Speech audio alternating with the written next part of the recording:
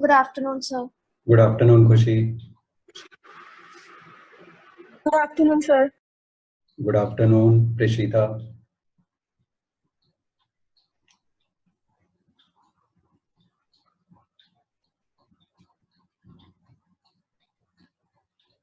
Good afternoon, sir. Yeah, good afternoon, Prashita. And good afternoon, Romil.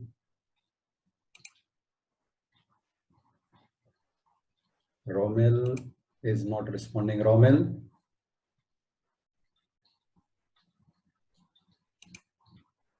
What happened? Romil is not responding.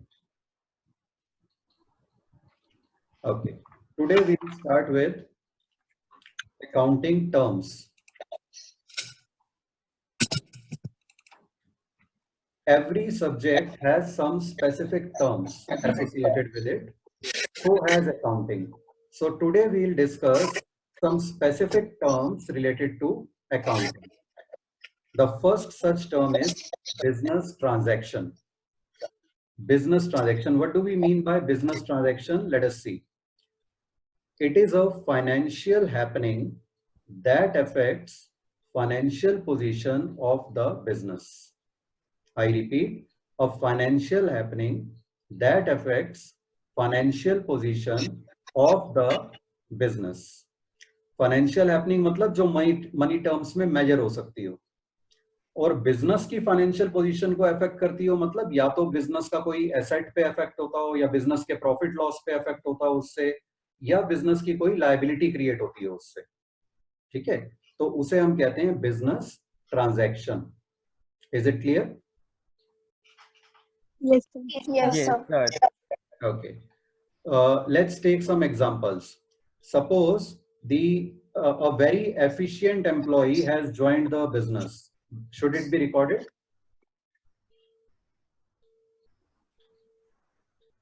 No, Sorry, sir. sir. No, because efficiency cannot be measured in money terms.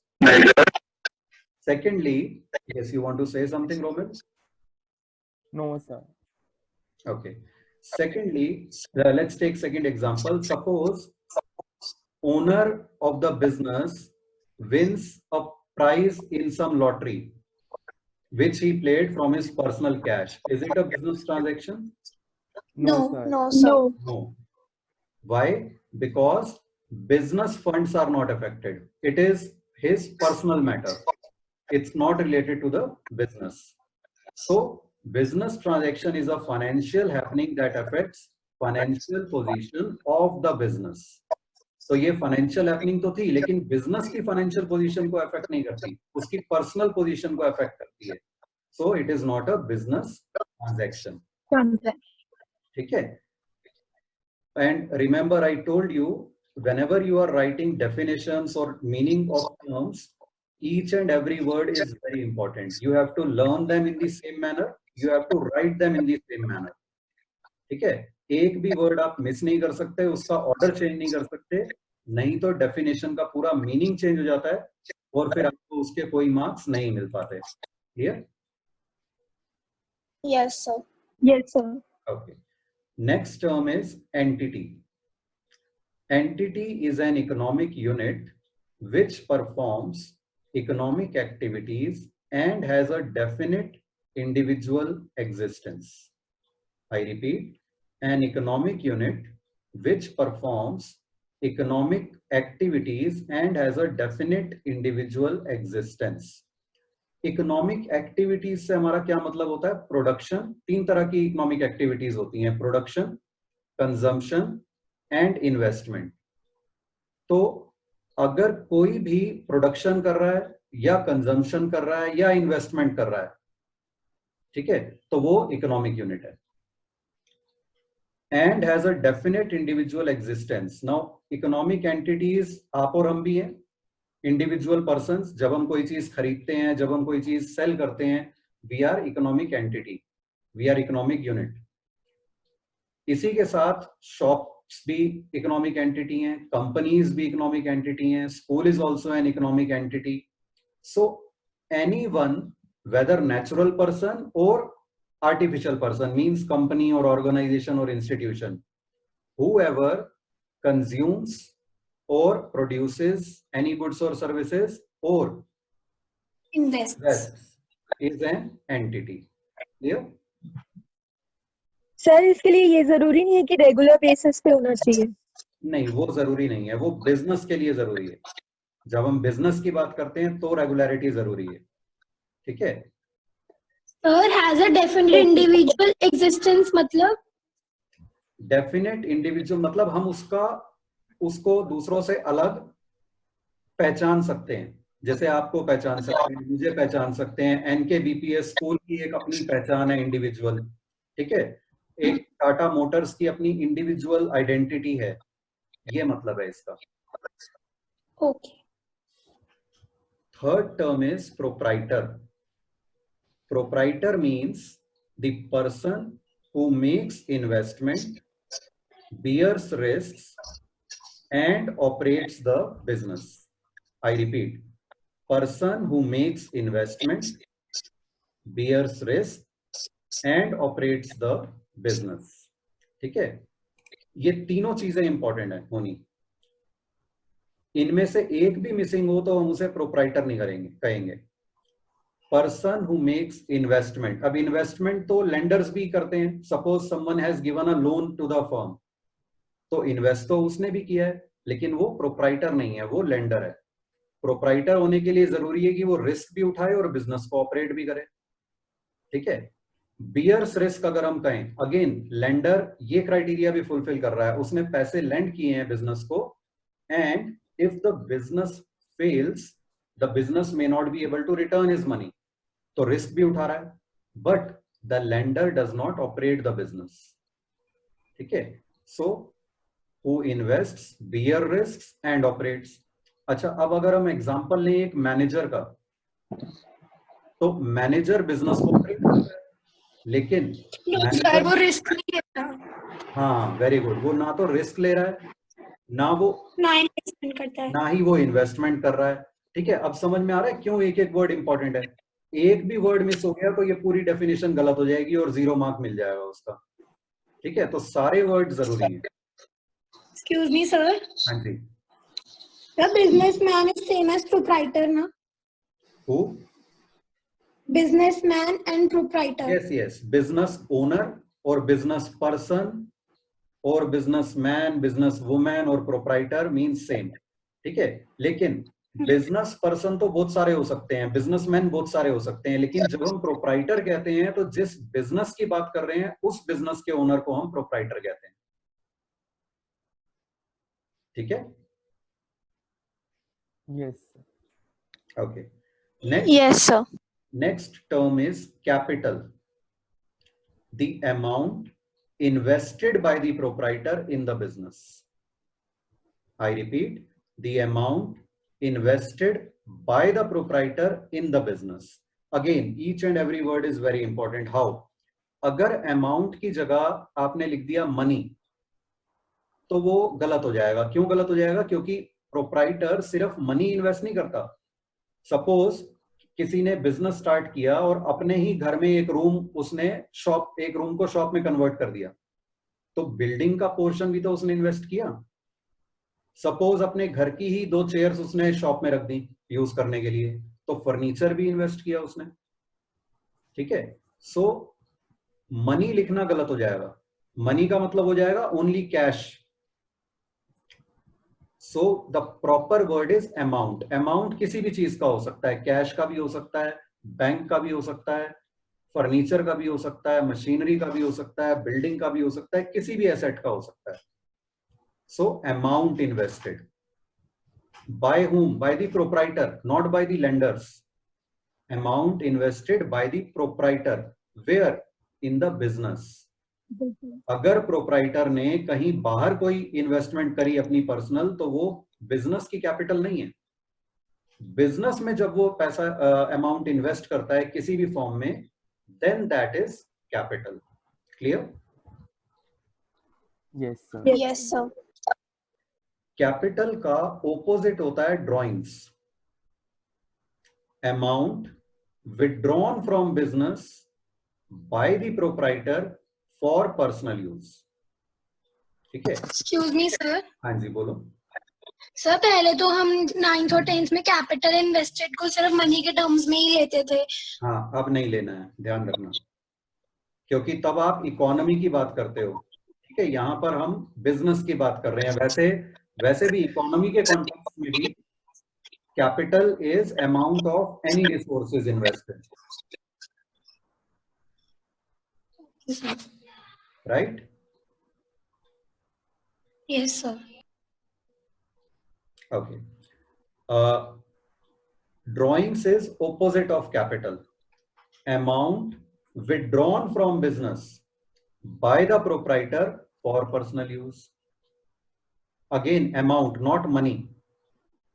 चाहे owner cash business का अपने personal use में ले गया, चाहे वो business का furniture personal use में ले गया, चाहे वो बिजनेस के मशीनरी को पर्सनल यूज में ले गया, any amount withdrawn by the proprietor from the business for personal use is drawings.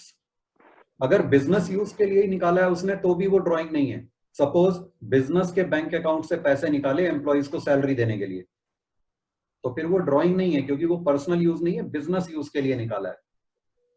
तो इसलिए पर्सनल यूज भी लिखना बहुत जरूरी है। So I repeat, amount withdrawn from where? From the business. By whom? By the proprietor. For what? For personal use. Each and every word is very important. You cannot miss out even a single word from these definitions. Now let's take some examples. Suppose एक shopkeeper है, उसने अपनी shop में घर से लाकर एक chair और table रख दी शॉप के यूज के लिए, तो इसे हम क्या कहेंगे? कैपिटल। Very good. सपोज उसने बिजनेस के कैश में से कुछ अमाउंट निकाला और बाहर आइसक्रीम वाला जा रहा था, he purchased an ice cream and ate that ice cream. Drawing. This is drawings, क्योंकि बिजनेस का अमाउंट पर्सनल यूज में यूज कर लिया। सपोज उसने बिजनेस के बैंक अकाउंट से चेक एक इशू किया अपने ब्रदर की फीस पे करने के लिए। Drawings. Very good, again drawings, क्योंकि बिजनेस का अमाउंट पर्सनल यूज में यूज हो गया। ठीक है, सपोज एक कस्टमर आया शॉप पे और कस्टमर्स को कुछ रिफ्रेशमेंट ऑफर करने की पॉलिसी बनाई, तो बिजनेस कैश से कुछ रिफ्रेशमेंट्स परचेज करके कस्टमर्स को ऑफर करी। Now what is this? Capital. Business के कैश को ही बिजनेस के लिए यूज किया है, तो कैपिटल तो नहीं हो सकता। Business transaction. Yes, it is a business transaction, it is an expense. अभी आगे हम पढ़ेंगे, एक्सपेंस है ये कैपिटल भी नहीं है, ड्राइंग्स भी नहीं है। बिजनेस के अमाउंट में से एम्प्लॉइज को salary the, what is this? Business transaction. Again a business transaction and an expense. It is not neither capital nor drawing, because business का cash business के लिए use हो रहा है। Suppose owner ने, proprietor ने अपने personal funds में से employees को salary दे दी। कैपिटल। Very good, capital, क्योंकि personal cash business के लिए use हो गया। ठीक है, चलो अब एक थोड़ा सा higher level example लेते हैं।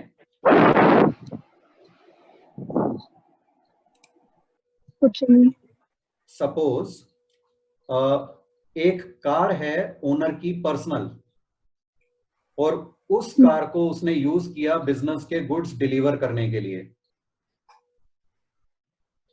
कैपिटल। कैपिटल। तो जितना फ्यूल यूज हुआ बिजनेस के गुड्स यूज करने के लिए, डिलीवर करने के लिए, दैट इज कैपिटल। ठीक है, सपोज बिजनेस की गाड़ी है और ओनर अपने पर्सनल ट्रिप पे चला गया उस गाड़ी से, देन ड्राइंग। क्या, कौन सा अमाउंट ड्राइंग्स? कार का अमाउंट या कौन सा अमाउंट? कार। कितने की कार खरीदी थी? नहीं, only the amount of fuel and service वगैरह जो भी चार्ज लगाओ उस पर्सनल ट्रिप पे कार पे जो खर्चा हुआ, दैट विल बिकम ड्राइंग्स। ठीक है, सपोज किसी प्रोप्राइटर के पास एक कार है या वैन है विच he or she is using for business purpose also and personal purpose also. अब क्या करेंगे?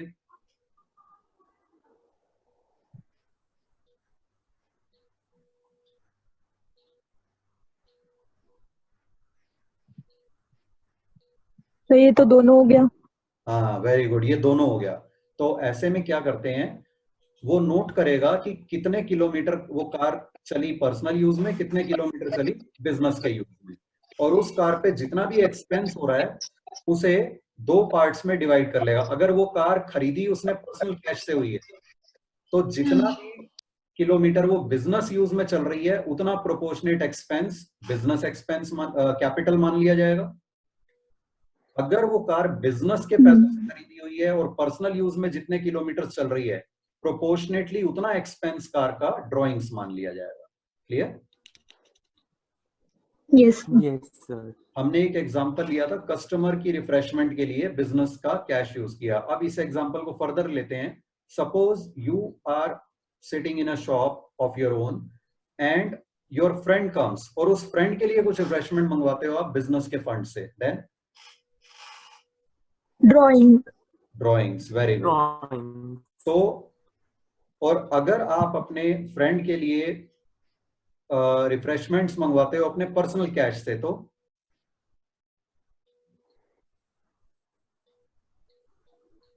Sir, it will not be a business transaction. Absolutely right, excellent. ना वो बिजनेस ट्रांजैक्शन होगी, और बिजनेस ट्रांजैक्शन नहीं होगी तो कैपिटल भी नहीं होगी, ड्रॉइंग्स भी नहीं होगी। ठीक है, वो simply personal cash personal use में यूटिलाइज हो गया। Clear? Yes, sir. Yes sir. Okay, so we move on to the next term, which is operating cycle. Now let's understand what we mean by operating cycle. Operating cycle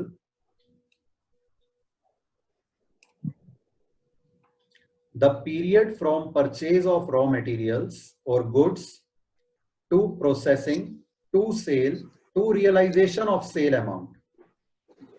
Let's take an example. Suppose आप cricket bats की manufacturing कर रहे हो, तो पहले would खरीदोगे, उसके लिए पैसा गया, वुड को खरीदने में खर्चा हुआ, यहां से हमारा ऑपरेटिंग साइकिल स्टार्ट हो गया।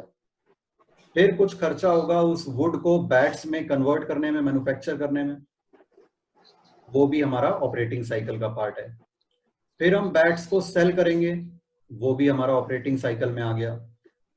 फिर जब हमें कस्टमर से पैसे मिल जाएंगे, क्योंकि हो सकता है कुछ सेल्स हमने उधार पे की हो, कुछ टाइम बाद पैसे मिले, तो जब पैसे मिल जाएंगे कस्टमर से तब हमारा ऑपरेटिंग साइकिल कंप्लीट होगा। उस पैसे से फिर हम और रॉ मटेरियल खरीदेंगे, फिर मैन्युफैक्चरिंग होगी, and this cycle will keep going on, right? तो operating cycle, Yes, sir. period from purchase of raw materials to processing, sale to realization. Realization means when we receive the amount of sale. Here? तो sir जब हमें मिल जाएंगे पैसे तो वहां पर operating cycle खत्म हो जाएगा या आगे कंटिन्यू होता रहेगा? एक ऑपरेटिंग साइकिल कंप्लीट हो जाएगा, नेक्स्ट स्टार्ट हो जाएगा। Okay okay sir. ठीक है, अगर कोई फिनिश ऑपरेटिंग साइकिल का सिग्निफिकेंस क्या है वो समझते हैं। सपोज इस पूरी प्रोसेस में जब हमने वुड खरीदी, फिर बैट मैन्युफैक्चर किया, ठीक है, फिर उसको बेचा और फिर कैश आया, इस पूरी प्रोसेस में सपोज 20 डेज का टाइम लगता है, तो हम कहेंगे operating cycle is of 20 days. ऐसे बहुत सारे ऑपरेटिंग साइकिल हो सकता है साइमल्टेनियसली चल रहे हो, लेकिन पर्पस क्या है ये देखना कि जनरली कितने टाइम में हमारा जो खरीदने पे खर्चा होता है और वो पैसे सेल के थ्रू रियलाइज कितने पीरियड में हो जाते हैं, दैट इज ऑपरेटिंग साइकिल।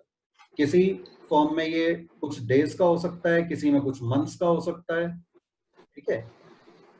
और अगर सिर्फ ट्रेडिंग का बिजनेस है जहां पे कुछ मैन्युफैक्चर कर ही नहीं रहे, तो वहां पे बहुत कम हो सकता है, आज गुड्स खरीदे 2 दिन बाद बिक गए तो 2 दिन का ऑपरेटिंग साइकिल है, ठीक है। जनरली मिल्क, ब्रेड वगैरह इस तरह के जो शॉप प्रोडक्ट्स बेचते हैं जो शॉप्स, उनका ऑपरेटिंग साइकिल बहुत शॉर्ट होता है, क्योंकि इनके गुड्स सुबह आते हैं ब्रेड मिल्क वगैरह और शाम तक जनरली बिक जाते हैं, या ज्यादा से ज्यादा नेक्स्ट डे सेल हो जाते हैं जो पिछले दिन खरीदे। Is the concept clear? Yes, sir. Excuse me sir, हाँ जी रोमिल बोलो। और अगर कोई फिनिश गुड्स खरीदता है तो फिर उसमें प्रोसेसिंग तो होगी ही नहीं अगर सर। अगर कोई फिनिश गुड्स खरीदता है तो फिर उसमें प्रोसेसिंग तो होगी ही नहीं, डायरेक्ट यू आर सेल ही राइट, होगी। उसे हम कहते हैं ट्रेडिंग। जैसे मैंने अभी एग्जांपल लिया, जो शॉप्स मिल्क ब्रेड वगैरह सेल कर रही हैं, तो उन्होंने होलसेलर से खरीदा और कस्टमर को बेच दिया, ठीक है। तो इस बीच में 1 दिन 2 दिन जितना भी टाइम लगा वो उनका ऑपरेटिंग साइकिल है। मैन्युफैक्चरिंग होना जरूरी नहीं है। अगर मैन्युफैक्चरिंग फर्म है, उनका बिजनेस मैन्युफैक्चरिंग का है, तो मैन्युफैक्चर वाली स्टेज ऑपरेटिंग साइकिल में आएगी। अगर सिर्फ ट्रेडिंग है तो नहीं आएगी। Okay sir. सर होलसेलर को बेचने से साइकिल कंप्लीट होती है या फिर जो फाइनल शॉपकीपर होता है? जिसकी भी हम बात कर रहे हैं, अगर हम प्रोड्यूसर की बात करें तो प्रोड्यूसर ने रॉ मटेरियल खरीदा, वहां से ऑपरेटिंग साइकिल स्टार्ट हुई, फिर फिनिश गुड्स बनाए, फिर वो सेल किए, उसके बाद कैश आया, वहां तक उसकी ऑपरेटिंग साइकिल चली। अब आते हैं होलसेलर पे। होलसेलर ने गुड्स खरीदे प्रोड्यूसर से, वहां से उसका ऑपरेटिंग साइकिल शुरू हुआ, फिर स्टोर किए, फिर धीरे धीरे करके रिटेलर्स को बेचे, रिटेलर से जब पैसे आ गए तब उसका ऑपरेटिंग साइकिल कंप्लीट हुआ। अब रिटेलर की बात करते हैं। रिटेलर ने गुड्स खरीदे होलसेलर से, वहां उसका ऑपरेटिंग साइकिल स्टार्ट हुआ, फिर उसने गुड्स जब कस्टमर को बेच दिए और कस्टमर से पैसे मिल गए, तब उसका ऑपरेटिंग साइकिल कंप्लीट हो गया। Clear? Yes, sir. Yes sir. Next term is goods. Goods वैसे तो सिंपली हर चीज गुड है, टेबल भी एक गुड है, चेयर भी गुड है, स्टेशनरी भी गुड है, all these are goods, all things are goods. But जब हम बिजनेस में गुड्स की बात करते हैं, जब हम अकाउंटिंग में गुड्स की बात करते हैं, तो हम स्पेसिफिकली उन गुड्स को रेफर करते हैं जिस चीज का हमारा बिजनेस है। Products which the business produces और ट्रेड्स। जैसे बैट की फैक्ट्री है तो बैट उनका गुड्स है, बाकी Good. फर्नीचर मशीनरी वगैरह को गुड्स नहीं कहेंगे, फर्नीचर को फर्नीचर कहेंगे, मशीनरी को मशीनरी कहेंगे, बैट्स को हम उनका गुड्स कहेंगे, ठीक है। इसी तरह से सपोज एक स्टेशनरी शॉप है, तो स्टेशनरी शॉप पे जितनी भी स्टेशनरी की आइटम्स वो खरीदते बेचते हैं, those items are their goods. Good. अपनी शॉप के लिए अगर उन्होंने कोई चेयर खरीदी है या कुछ प्रिंटर खरीदा है, कंप्यूटर खरीदा है, तो वो उनके अदर एसेट्स हैं, वो गुड्स नहीं कहलाएंगे। Is it clear? So, sir, good Yes, is a sir. asset. Yes, good is an asset. Okay, sir. Thank you. ठीक है। Next term is voucher. Voucher is a document prepared as a record of transaction. आप जब shopkeeper से कोई चीज purchase करते हो तो हम जनरल टर्म्स में बिल क्या देते हैं, ठीक है। लेकिन जब हम कैश पे करते हैं तो हमें जो डॉक्यूमेंट मिलता है उस पर ध्यान से कभी पढ़ना, ऊपर लिखा होता है कैश मेमो, ठीक है। तो वो एक वाउचर है, वो ट्रांजैक्शन का प्रूफ है कि हाँ हमने ये चीज इस शॉप से खरीदी है और इतना अमाउंट उसके लिए पे किया है, ठीक है। इसी तरह से जब हम किसी को, आप स्कूल में फी पे करते हो तो आपको फी रिसीट मिलती है, Yes, sir. तो वो भी एक प्रूफ है कि ये ट्रांजैक्शन हुई, that is also a voucher. So voucher Voucher. Is any document which is prepared as a proof of transaction, as a record of transaction. For example, cash memo, invoice, receipt, etc. Clear? Yes, sir. Yes, sir. Yes sir. Next term is assets. Now, what are assets? Assets are things or economic resources of value which have some value. Owned. Owned मतलब जिसकी हमारे पास ownership हो, यानी business के पास, हमारे पास मतलब business के पास, मतलब जो भी चीजें बिजनेस ने खरीदी हुई हैं, जो उसकी प्रॉपर्टीज हैं, वो सब उसके एसेट हैं। तो थिंग्स और economic resources of value owned. Clear? Yes, sir. Yes, sir. Yes sir. हाँ जी रोमिल बोलो। Okay. Assets are of following types. Assets की बहुत सारी कैटेगरीज होती हैं अलग अलग बेसिस पर. पहले हम बात करेंगे on the basis of liquidity. On the basis of liquidity we have three types of assets: current assets, non-current assets, liquid assets. Let's understand each of them. Current assets, इसका इलेक्ट्रिक करंट से कोई concern नहीं है. Current का यहां पे मतलब है क्विक और रिसेंट या इमीडिएट. इसमें क्या हम इंक्लूड करते हैं? Cash and cash convertible assets, cash and assets convertible into cash, or assets that provide benefit within a year or within an operating cycle, whichever is longer. मतलब cash तो current asset है ही, bank balance भी current asset है. उसके अलावा जितने भी और एसेट्स हैं जो या तो जल्द 1 साल के अंदर अंदर कैश में कन्वर्ट हो जाते हैं या फिर जो 1 साल के अंदर अंदर अपना बेनिफिट दे देते हैं, जो भी उनको बेनिफिट देना है, उन्हें हम कहते हैं करंट एसेट्स. गुड्स भी इसी कैटेगरी में आ जाता है क्योंकि गुड्स जनरली कुछ दिन में या कुछ महीने में बिक जाते हैं तो कैश में कन्वर्ट हो जाते हैं. अब लास्ट में हमने क्या कहा? विद इन 1 ईयर और with in operating cycle whichever is longer. तो अगर ऑपरेटिंग साइकिल 1 साल या 1 साल से कम पीरियड का है तब तो हमने 1 साल देखना है कि 1 साल के अंदर अंदर जो एसेट्स जनरली कन्वर्ट हो जाते हैं कैश में या बेनिफिट दे देते हैं, उन्हें हम कहेंगे करंट एसेट्स, बाकियों को कहेंगे नॉन करंट एसेट्स. ठीक है. लेकिन अगर ऑपरेटिंग साइकिल सपोज 2 इयर्स का है तो फिर हम 2 इयर्स के पीरियड के अंदर अंदर जो हमारे एसेट्स कैश में कन्वर्ट हो जाते हैं या बेनिफिट प्रोवाइड कर देते हैं जनरली, उन्हें हम कहेंगे करंट एसेट्स, बाकियों को कहेंगे non current assets. Is it clear? Excuse me sir, हाँ जी. स्टॉक के एसेट के अंदर आएंगे करंट और नॉन करंट? कौन से? स्टॉक. स्टॉक गुड्स को ही कहते हैं, स्टॉक करंट एसेट में आएगा. यस, क्योंकि वो कुछ ही दिन या कुछ ही मंथ्स में बिक जाता है. ठीक है. Yes sir, thank you sir. Current assets का opposite non current assets means which provide benefit for more than 1 year और more than 1 operating cycle whichever is longer. हमने देखना है कौन सा लॉन्गर है, 1 ईयर या ऑपरेटिंग साइकिल, तो उसके बेसिस पे जज करना है. ठीक है. तो जैसे गुड्स हो गए करंट एसेट, कैश हो गया करंट एसेट, बैंक बैलेंस हो गया current asset, machinery non current asset क्योंकि जनरली मशीन तो कई साल तक चलती है, फर्नीचर नॉन करंट एसेट क्योंकि जनरली कई साल तक चलता है, बिल्डिंग नॉन करंट एसेट क्योंकि जनरली कई साल तक यूज होती है building. Is it clear? Yes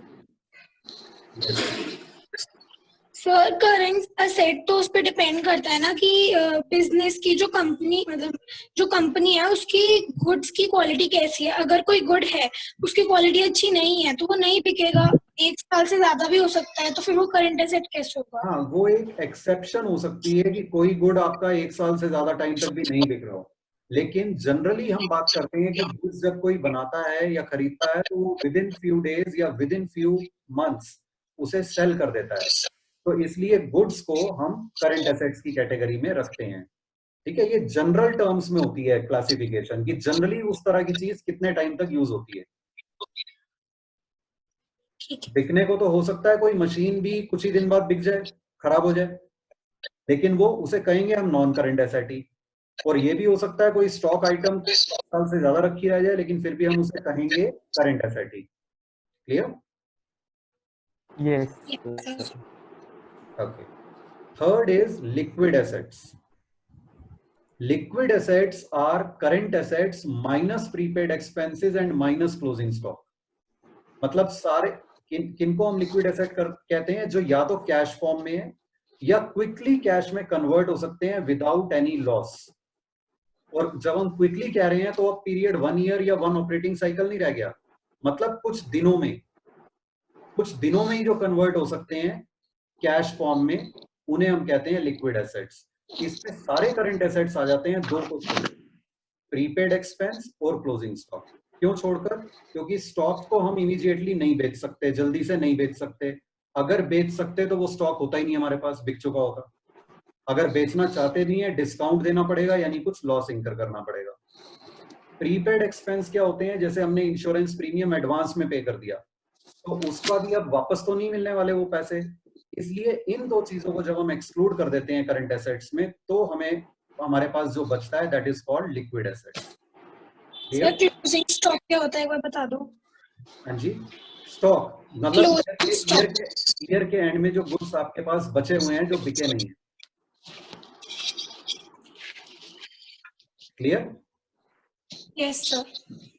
Okay, so we stop here for today. Any doubt? So I just wanted to ask that what do we have to write down in the notebook and how? Because we are writing of Ruchika ma'am also. You have to write down the definitions. जैसे हम ये accounting terms use कर रहे हैं, इनका रोज एक एक page जो आपको नोट्स का भेजा हुआ है वो लिखते जाओ नोटबुक में, ठीक है? उसके अलावा जो असाइनमेंट्स आपको दी जा रही हैं, रुचिका मैम भेज रही हैं, वो उसके क्वेश्चन आंसर आपने करने हैं।